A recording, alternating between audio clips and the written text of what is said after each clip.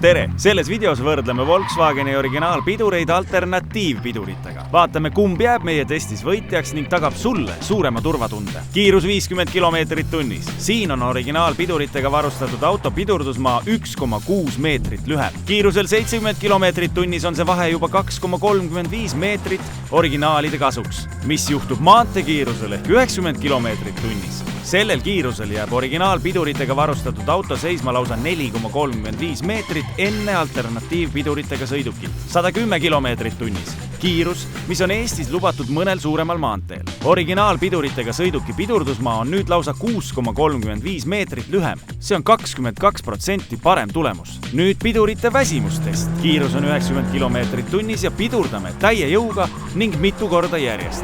Iga korraga annavad B-varuosade pidurid järjest kehvema tulemuse. Peale 8. katset on pidurdusteekondade vahe rohkem kui sõiduki pikkus.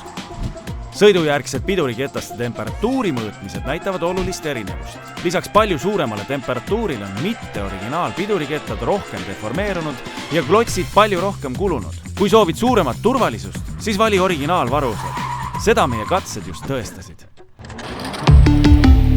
Volkswagen.